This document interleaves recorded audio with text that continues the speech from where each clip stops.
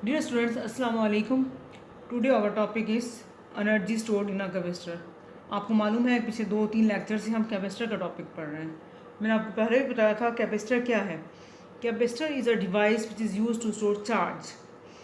इनके जो है कैपेसिटर जो है एक डिवाइस है जो कि इलेक्ट्रिकल एनर्जी को स्टोर करती है.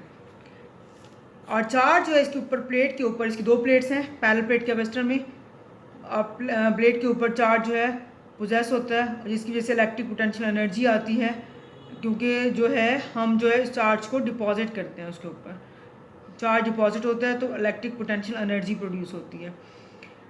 This is because of the fact that with each small increment of charge being deposit during the charging process the potential difference between the plates increases. यानी कि जितना जितना स्मॉल चार्जेस हम उसके ऊपर डिपॉजिट करते जाएंगे प्लेट्स के ऊपर, पोटेंशियल डिफरेंस भी इंक्रीज़ करता जाएगा. और लार्जर अमाउंट ऑफ वर्क जो है वो उसकी ज़रूरत होगी कि हम उसको ज़्यादा क्यों ज़रूरत होगी, क्योंकि हम चार्जेस डिपॉजिट कर रहे हैं प्लेट्स के ऊपर. क्योंकि इनिशली जो है चार्ज प्लेट्स जो कैपेसिटर की प्लेट्स हैं वो अनचार्ज होती हैं, उसके ऊपर कोई चार्ज नहीं होता. जब जो है हम उसके साथ बैटरी अप्लाई करते हैं तो उसके ऊपर चार्ज डिपॉजिट होना शुरू करते हैं. इनके वो वर्क होता है, वर्क डन होता है. और ये वर्क डन जो है पोटेंशियल इलेक्ट्रिकल पोटेंशियल एनर्जी की फॉर्म में अपीयर होता है. अब पोटेंशियल डिफरेंस जो है स्टार्ट में जब कैपेसिटर अनचार्ज है तो पोटेंशियल डिफरेंस भी ज़ीरो है. तो जब उसके ऊपर जो है चार्ज डिपॉजिट होना शुरू करते हैं तो चार्जेस की जैसे जैसे तथा इंक्रीज़ करती जाती है उसी तरह से पोटेंशियल डिफरेंस की वैल्यू भी इंक्रीज़ कर जाती है. इनिशली जो है पोटेंशियल डिफरेंस ज़ीरो है और फाइनली जो है इसका पोटेंशियल डिफरेंस मैक्सिमम जो है वो v है. अगर हम एवरेज पोटेंशियल डिफरेंस निकालें तो वो है 0 + v/2, यानी कि किसके बराबर होगा 1/2 v के. इस तरह से पोटेंशियल एनर्जी किसके बराबर है 1/2 QV. यानी कि जो है अब रिलेशन यूज़ करेंगे हम Q = CV वाला जो कैपेसिटर का था वो इसमें हम पुट कर देंगे एनर्जी की वैल्यू में = 1/2 Q की जगह लिखेंगे CV. तो ये क्या बन जाएगा रिलेशन 1/2 CV का स्क्वायर. अब यहाँ पे कि एनर्जी जब जो है as being stored in electric field between the plates rather than the potential energy of the charges on the plates, इस तरह से जो है इलेक्ट्रिक फील्ड स्ट्रेंथ जो है बिटवीन द प्लेट्स जो है वो इंक्रीज़ होता जाता है. क्योंकि जो है चार्जेस जो है वो ज़्यादा ज़्यादा डिपॉजिट होते जा रहे हैं तो पोटेंशियल डिफरेंस जो है उसका बढ़ रहा है. हमें ये रिलेशन मालूम है V = E × D ये वाला रिलेशन, और C = A ε0 ε/r/d हमने कल पढ़ा था. ये दोनों जो हैं वैल्यूज़ हम इस इक्वेशन में पुट कर देंगे तो हमारे पास आंसर क्या आएगा 1/2 A ε0 d × ED whole square. 1/2 ε0 E का स्क्वायर × A और D को हमने इसका प्रोडक्ट अलग कर दिया. तो एक D जो है ना इस कट किया था. अब यहाँ पे AD जो है वो क्या है वॉल्यूम बिटवीन द प्लेट्स. अब एनर्जी डेंसिटी किसके बराबर है, हमें उसका फार्मूला मालूम है एनर्जी ओवर वॉल्यूम. तो अगर इसमें हम ये वाली ऊपर वाली वैल्यू एनर्जी की पुट करेंगे energy density = energy over volume में, तो हमारे पास क्या वैल्यू आ जाएगी 1/2 ε0 E². अब ये इक्वेशन जो है वैलिड है for any electric field strength के लिए. नेक्स्ट टॉपिक है, लास्ट टॉपिक है इस चैप्टर का, जो कि charging and discharging of a capacitor है. बहुत सारे इलेक्ट्रिक सर्किट्स हैं जिसमें जो है कैपेसिटर्स और रेजिस्टर्स इकट्ठे इस्तेमाल होते हैं. और जो है रेजिस्टर कैपेसिटर सर्किट जो है उनको हम RC सर्किट कहते हैं. R से रेजिस्टर, C से कैपेसिटर. अब जब स्विच जो है यहाँ पे हम फिगर देखें ये वाली, तो इसमें देखें कि ये सर्किट बनाया हुआ है पूरा. अब यह जो है ये पैरेलल प्लेट कैपेसिटर और इसके साथ रेजिस्टर लगाया हुआ है. ये एक जो है स्विच है S, और ये टर्मिनल A और B दो टर्मिनल हैं, एक बैटरी लगाई हुई है.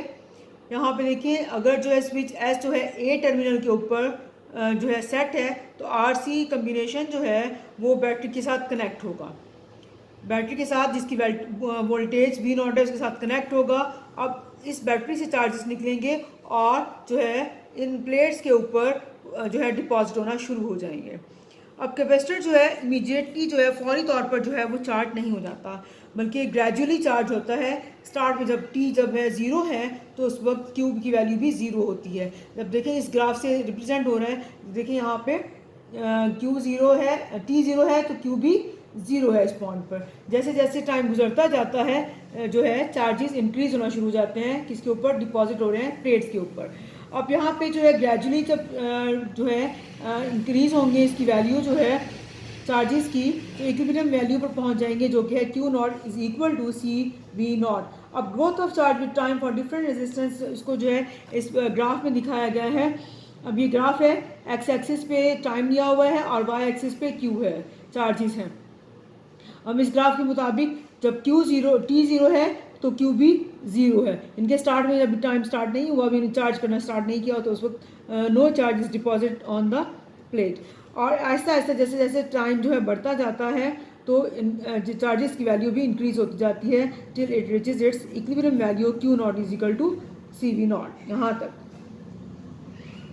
अब हम जो है voltage V across capacitor at an instant can be obtained by dividing Q by C, यानी कि हमें मालूम है ये वाला relation V is equal to Q by C। अब हम देखेंगे कि कोई भी कैपेसिटर जो है कितना जो है स्लो या फास्ट चार्ज होता है या डिस्चार्ज होता है। अब जो है डिपेंड करता है ये इसके ऊपर product of resistance and capacitance के ऊपर, जो कि हम सर्किट में यूज़ कर रहे हैं। अब यूनिट ऑफ प्रोडक्ट RC जो है वो टाइम है।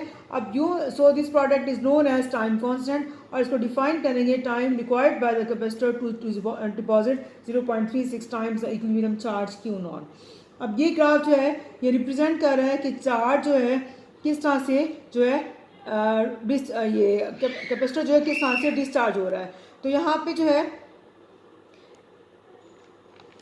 ये वाला जो है फिगर दिखा रही है कि हम लोग कैसे कैपेसिटर को डिस्चार्ज करेंगे। जब स्विच एस जो है टर्मिनल बी के ऊपर है तो लेफ्ट साइड से पॉजिटिव चार्जेस निकल के जो है वो Q plate minus Q plate पर जाएंगे, और वहाँ पर जो नेगेटिव चार्जेस मौजूद हैं ये एंटी क्लॉकवाइज फ्लो होगा और माइनस क्यू प्लेट इसकी दूसरी प्लेट पर जाएंगे जहाँ पे minus Q charge negative charges मौजूद हैं, उनके साथ मिलके उनको न्यूट्रलाइज कर देंगे। अब यहाँ पे एक ग्राफ दिखाया गया है कि ग्राफ डिस्चार्जिंग शो कर रहा है। अब डिस्चार्जेस बिगिन होती है डिस्चार्ज जहाँ पे जो है टी इज इक्वल टू जो है ज़ीरो पे when Q is equal to C V naught, क्योंकि जब टाइम ज़ीरो होगा चार्ज मैक्सिमम है and decreases gradually to zero. अब smallest value of time constant R C lead to more rapid discharge. अब ये ग्राफ जो है ये चार्जिंग को रिप्रेजेंट कर रहा है और ये डिस्चार्जिंग को रिप्रेजेंट कर रहा है। And this is the end of the topic, this end of the chapter. Thank you. Allah Hafiz.